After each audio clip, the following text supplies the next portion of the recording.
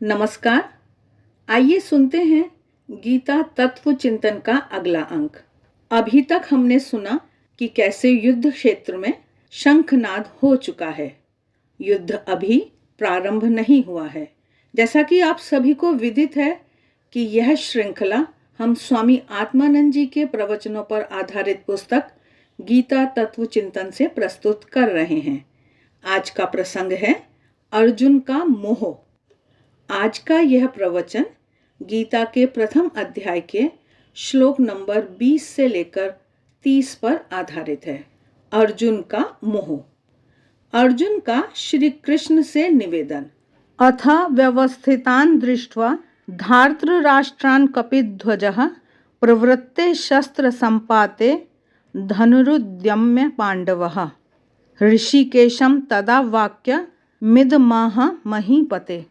अर्थात तब हे राजन, धृतराष्ट्र पक्ष के सैनिकों को खड़े देखकर ठीक शस्त्र छूटने के समय कपिध्वज अर्जुन ने अपना धनुष उठाकर श्री कृष्ण से यों वचन कहे। दोनों सेनाओं की ओर से शंख फूंक दिए गए, नगाड़े पीटे जा चुके और भेरियां बज चुकी।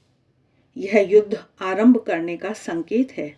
ऐसे समय में अर्जुन अपना धनुष उठाकर कहता है, यह उसकी मनस्थिति की सूचना देता है और यह ध्वनित करता है कि अर्जुन भी युद्ध के लिए पूरी तरह मानसिक रूप से तैयार है। पांडुपुत्र होने के कारण उसे पांडव नाम से संबोधित किया गया है। अर्जुन उवाच सेनयोरुभयोर्मध्ये रथं स्थापयमेच्युत यावदेतान् निरीक्ष्येऽहं योद्धुकामानवस्थितान् कैर्मया सह योद्धव्यमस्मिन् रणसमुद्यमे। अर्थात अर्जुन बोला, हे अच्युत, कृपया मेरा रथ दोनों सेनाओं के बीच में ले जाकर खड़ा कर दें, जिससे मैं युद्ध की कामना से खड़े इन लोगों को देख लूं और जान लूं कि इस युद्ध में मुझे किन के साथ लड़ना है। योत्स्यमानान् वेक्ष्येऽहं य एतेऽत्र समागताः धार्तराष्ट्रस्य दुर्बुद्धेर् युद्धे प्रियचिकीर्षवः। अर्थात दुर्बुद्धि दुर्योधन का युद्ध में कल्याण चाहने वाले ये जो राजा लोग यहाँ इकट्ठे हुए हैं, उन युद्ध करने वालों को मैं देखना चाहता हूँ। महाराज कह रहे हैं कि इन श्लोकों में अर्जुन की दृढ़ता दर्शनीय है। 22वें और 23वें श्लोकों में इस प्रकार से पुनरुक्ति मालूम होती है। मनुष्य अपनी दृढ़ता को प्रकट करने के लिए पुनरुक्ति किया करता है। जैसे व्यवहार में अगर किसी बात पर जोर देना हो तो हम एक से अधिक बार शब्दों में अपनी दृढ़ता प्रकट करते हैं। अगर किसी से लोहा लेना हो तो हम हाथ उठाकर उस भाव की अभिव्यक्ति करते हैं। यहाँ पर अर्जुन धनुष उठाकर मानो अपने युद्ध के संकल्प की ही घोषणा करता है। साथ ही 2 बार यह भी कहता है कि जो हमसे युद्ध करना चाहते हैं उन्हें मैं देख लेना चाहता हूँ। अर्जुन के इस देख लेना चाहने के पीछे कई कारण हो सकते हैं। एक व्याख्याकार ने यह लिखा कि अर्जुन में अभिमान आ गया था। वह यह सोचने लगा था कि मुझसे बढ़कर योद्धा कोई नहीं है। वह उन भाग्यहीनों को देख लेना चाहता था जो पतंगों के समान अर्जुन के शौर्य रूपी दीप शिखा पर मर मिटने के लिए उमड़ना चाहते थे। और भगवान, वह तो गर्वहारी हैं, गर्वहारी जनार्दनः। वे भक्तों के अहंकार का भक्षण करते हैं। अर्जुन का अपने बल का गर्व कुछ देर बाद ही मायूसी और बेअक्ली या संताप में बदल जाता है। जिसने धनुष उठाकर प्रतिपक्ष से जमकर लोहा लेने की सूचना दी थी, वही अर्जुन धनुष को त्याग कर सिर पर हाथ धरकर बैठ जाता है। आगे महाराज बता रहे हैं कि कुछ दूसरे व्याख्याकार कहते हैं कि अर्जुन के मन में एक प्रकार का भय संचारित हो गया, इसलिए वह कौरवों की सेना को देख लेना चाहता है। जब पांडवों की ओर से कौरवों की युद्ध चुनौती के उत्तर में शंख और बिगुल आदि फूंके गए तो जो तुमुल नाद हुआ उसने भले ही कौरव सेना के हृदय को विदीर्ण कर दिया हो, पर वह तुमुलनाद उनको विचलित नहीं कर सका। तभी तो 20वें श्लोक में कहा, अथ व्यवस्थितान दृष्ट्वा धार्तराष्ट्रान, धृतराष्ट्र पक्ष के सैनिकों को अविचलित देखकर अर्जुन कौरव सेना की इस निश्चलता को देखकर चकित हो जाता है और इसीलिए वह एक प्रकार की आशंका से आक्रांत हो जाता है। सोचता है, देखूं तो किसके बल पर कौरव इतने निर्भीक हैं। तीसरी व्याख्या यह है कि अर्जुन मात्र उत्सुकतावश शत्रु सेना को देखना चाहता है, कौन कहाँ खड़े हैं इसको वह जान ले। एक चौथी व्याख्या यह भी कहती है कि अर्जुन के मन में बड़ी करुणा उपज गई, मानो उसका वह भाव हो, कहाँ तुम लोग अपनी जान गंवाने यहाँ चले आए, दुर्योधन के चक्कर में कहाँ पड़ गए।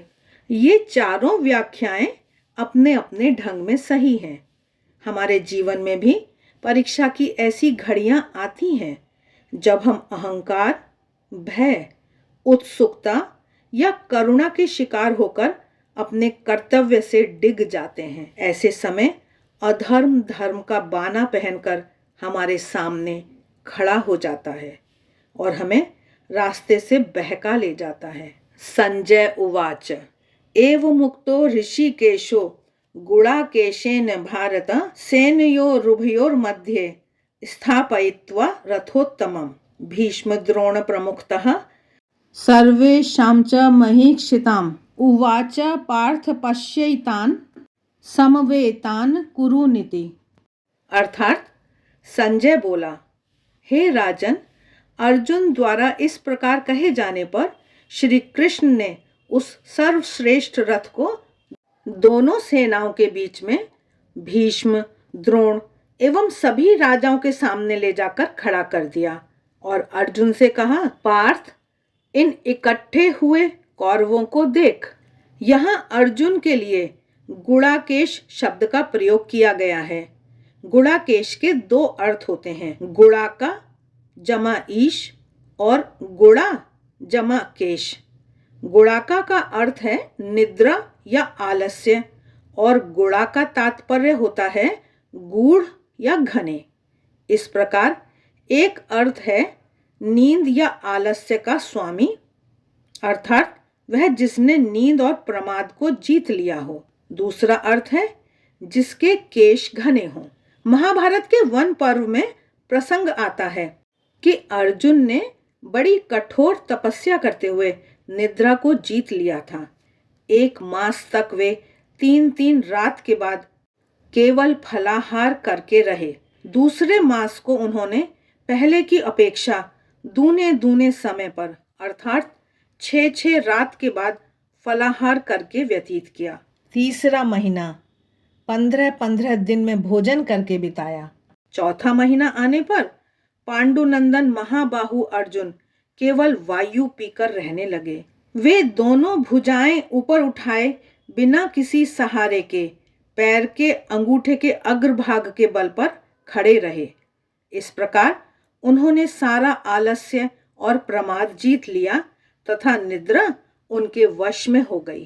तत्रा पश्यत स्थितान पार्थः पितृनथ पितामहान् आचार्यान् मातुलान् भ्रातॄन् पुत्रान् पौत्रान् सखींस्तथा श्वशुरान् सुहृदश्चैव सेनयोरुभयोरपि। अर्थात तब प्रथापुत्र अर्जुन ने उन दोनों ही सेनाओं में स्थित हुए अपने ताऊओं, चाचाओं, पितामहों, आचार्यों, मामाओं, भाइयों, पुत्रों, पौत्रों तथा मित्रों, श्वशुरों और सुहृदों को भी देखा। भगवान श्री कृष्ण के कहने पर अर्जुन ने दोनों सेनाओं की ओर दृष्टिपात किया।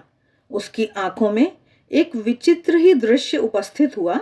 वह तो यह देखना चाहता था कि मुझे किन किन के साथ लड़ना है, पर यहाँ उसे अपने ही सगे संबंधी दिखाई दिए। कोई ताऊ है तो कोई चाचा, जैसे कुरुवंश के भूरिश्रवा आदि। पितामह में भीष्म तो हैं ही, सोमदत्त के समान पितामह तुल्य व्यक्ति भी हैं। आचार्यों में द्रोण, कृप आदि हैं। शल्य और शकुनी के समान मामा हैं। धृतराष्ट्र पुत्र सभी के सभी भाई तो हैं ही, फिर अपने स्वयं के भाई हैं। पुत्र के समान दुर्योधन सुत लक्ष्मण आदि हैं और स्वयं के पुत्र अभिमन्यु आदि हैं। पौत्रों में कौरवों के पुत्रों के पुत्र हैं। मित्रों में कृतवर्मा और अश्वत्थामा आदि हैं। द्रुपद आदि श्वशुर हैं। फिर दोनों ही सेनाओं में ऐसे अनेक राजा हैं जो सुहृद हैं। परस्पर कल्याण चाहने वालों को सुहृद कहते हैं। इस दर्शन की अर्जुन पर जो प्रतिक्रिया हुई उसे अगले श्लोकों में व्यक्त किया गया है। अर्जुन का विषाद। तान समीक्ष्य स कौन्तेयः सर्वान् बन्धून् अवस्थितान् कृपया परयाविष्टो विषीदन्नदमब्रवीत्। अर्थात तब वह कुंती पुत्र अर्जुन उन सभी बंधुओं को सम्रांगण में देख अत्यंत करुणाविष्ट हो गया और विषाद करता हुआ यूं बोला। महाराज कह रहे हैं कि अभी कुछ देर पहले जो अर्जुन युद्ध की बातें कर रहा था वही अब अत्यंत करुणा से आविष्ट हो गया। फलस्वरूप उसके चित्त में विषाद जन्म लेता है। मोह की शक्ति ही ऐसी भयंकर है। अर्जुन ने जिन लोगों को अपना स्वजन संबंधी बतलाया वे लोग कृष्ण के भी तो आत्मीय स्वजन थे, पर कृष्ण ने उन्हें उस दृष्टि से नहीं देखा। उन्होंने मात्र दो सेनाओं को आमने सामने खड़ा देखा। वास्तव में कृष्ण ही मध्य में खड़े थे और भले ही उनका रथ मध्य में खड़ा हो, पर अर्जुन इस समय मध्यस्थ नहीं था। अर्जुन मोहस्थ था। पर कृष्ण से रथ को मध्य में ले जाने को तो कहता है, पर बीच में रथ के आ जाने पर भी अर्जुन बीच में नहीं आ पाया। कृष्ण का चरित्र दर्शनीय है। वे मामा काका नहीं देखते। यदि खेल के मैदान में खिलाड़ी एक दूसरे के दल में खिलाड़ी को ना देखकर अपने स्वजनों को देखता है तो वह कभी भी ठीक ढंग से खेल नहीं पाएगा। खेल के मैदान में खिलाड़ी को देखो, सगे संबंधियों को नहीं। अदालत में न्यायाधीश कटघरे में खड़े अपराधी को अपराधी के रूप में न देखकर अपने रिश्तेदार के रूप में देखता है तो वह कभी अपना कर्तव्य ठीक ढंग से नहीं निभा सकेगा। अर्जुन की स्थिति ऐसी ही हो गई है। कुछ देर पहले ही वह अपराधियों को देखना चाहता था जो दुर्योधन के अधर्म के साथी थे, पर अब उसकी आंखों पर मोह की पट्टी चढ़ गई है और वह अपराधियों में सगे संबंधी एवं मित्र सुहृद देख रहा है। तभी तो करुणावश होकर विषाद करते हुए वह बोलता है। अर्जुन उवाच दृष्ट्वेमं स्वजनं कृष्ण युयुत्सुं समुपस्थितं सीदन्ति मम गात्राणि मुखं च परिशुष्यति वेपथुश्च शरीरे मे रोमहर्षश्च जायते गाण्डीवं संसृते हस्तात् त्वक्चैव परिदह्यते न च शक्नोम्यवस्थातुं भ्रमतीव च मे मनः निमित्तानि च पश्यामि विपरीतानि केशव। अर्थात अर्जुन बोला, हे कृष्ण, इन स्वजनों को युद्ध करने की इच्छा से यहाँ समुपस्थित देखकर मेरे अंग प्रत्यंग शिथिल हुए जा रहे हैं और मुंह सूखा जा रहा है। मेरा शरीर कांप रहा है और मुझे रोमांच हो रहा है। हाथ से गांडीव धनुष फिसला जा रहा है। त्वचा जल रही है। मैं खड़े रहने में भी समर्थ नहीं हूँ। मेरा मन चक्कर खा रहा है और हे केशव, मैं चारों ओर अब शकुन ही देख रहा हूँ। महाराज कह रहे हैं कि अर्जुन के मन में करुणा उपजी और उसका प्रतिफल शारीरिक विकारों के रूप में हुआ। भय और शोक की शरीर पर प्रतिक्रिया इसी प्रकार हुआ करती है। कोई मनुष्य यदि तीव्र रूप से शोकाकुल हो जाए तो ये ही शारीरिक लक्षण उसमें प्रकट हुआ करते हैं। जैसे किसी का लाडला बेटा अकाल काल कवलित हो जाए या किसी की संपत्ति अचानक नष्ट हो जाए, तो यदि विवेक का अंकुश ना हो तो उससे उत्पन्न शोक का आवेग शरीर में इसी प्रकार प्रकट हुआ करता है। करुणा मनुष्य की सहानुभूति को जागृत करे, यह तो ठीक है, पर यदि वह उसके पौरुष को क्षीण करे, उसकी विवेक शक्ति पर कुठाराघात करे और उसे कुंठाओं का शिकार बनाकर रख दे, तो वह करुणा गुण है या दुर्गुण। दो व्यक्ति हैं, किसी दुर्घटनाग्रस्त मित्र को देखने जाते हैं। एक में करुणा का इतना आवेग हुआ कि स्वयं मूर्छित होकर गिर पड़ा और थोड़ा होश आने पर रोने चिल्लाने लगा। दूसरा अपनी करुणा का प्रदर्शन पहले व्यक्ति के समान नहीं करता, बल्कि वह दुर्घटनाग्रस्त मित्र को अस्पताल ले जाता है और उसके समुचित उपचार की व्यवस्था करने में जुट जाता है। दोनों ही मित्र करुणा से आविष्ट होते हैं, पर दोनों में करुणा की प्रतिक्रिया अलग अलग होती है। अर्जुन की दशा पहले मित्र के समान है। ऐसी स्थिति अनावश्यक ही नहीं, अवांछनीय है। इस प्रकार की करुणा विवेक की उपज न होकर अविवेक से उपजी होती है, और जहां मनुष्य का विवेक ढक जाता है, वहां मोह और भ्रम अपना माया जाल फैला लेते हैं। तब मनुष्य सब कुछ उल्टा देखने लगता है, जैसे पीलिया का रोगी सब कुछ पीला ही देखता है। उसी प्रकार भ्रम में घिरा पुरुष सारी बातें उल्टी देखता है। उसे धर्म अधर्म मालूम पड़ता है और अधर्म ही धर्म। अर्जुन तो शत्रुओं को देखने सेनाओं के बीच में गया था और उसने देखा स्वजनों को। कहता है, दृष्टवेमं स्वजनम कृष्ण। उससे पूछा जाता, क्यों भाई, तुम तो गए थे दुर्बुद्धि दुर्योधन हितैषियों को देखने के लिए, यह स्वजन कहां से पकड़ लाए? तो उसने प्रश्नकर्ता को अवश्य हृदयहीन की संज्ञा दे दी होती। मोह की भयंकरता ही ऐसी है। स्व और पर के भेद को लेकर यह मोह की धारा बहती है। मानो मोह नदी के ये दो किनारे हैं। आगे महाराज बता रहे हैं कि मुझे एक समाज सेवी महिला की बात मालूम है, जो अपने सार्वजनिक भाषणों में विशेषकर माताओं से अनुरोध किया करती थी कि देश की रक्षा के लिए अपने पुत्रों को फौज में भेजें। वे अच्छे ढंग से अपनी बात को उन लोगों के सामने रखती और देशभक्ति पर प्रेरणापूर्ण व्याख्यान देती। किंतु जब उनका स्वयं का पुत्र फौज में चला गया तो वे बड़ी मायूस हो गईं। इसे स्व और पर का भेद कहते हैं। मोह का आधार भी यही भेद है। अर्जुन में स्व और पर का भाव आ गया है। यह भेद ही संसार की रचना करता है। यह काल्पनिक है। पंचदशी में द्वैत विवेक प्रकरण में हम दो प्रकार के द्वैत की बात पढ़ते हैं, दो प्रकार के भेदभाव की बात। एक तो ईश्वर का रचा हुआ और दूसरा जीव द्वारा बनाया हुआ। ईश्वर ने एक नारी की रचना की, किंतु उसमें माता, पत्नी, सखी, भगनी, पुत्री आदि के विभिन्न भाव जीव ने बना लिए। वस्तुतः जीव यह जो द्वैत बना लेता है, उसी को दूर करना है। पुष्टि मार्ग में इन्हीं दोनों को प्रपंच और संसार के नाम से पुकारा गया है। प्रपंच की रचना ईश्वर ने की है, जबकि संसार जीव का अपना बनाया हुआ है। अतः यही सिद्ध हुआ कि स्व और पर का भेद कल्पित है तथा उसको दूर करना ही गीता के उपदेश का प्रयोजन है।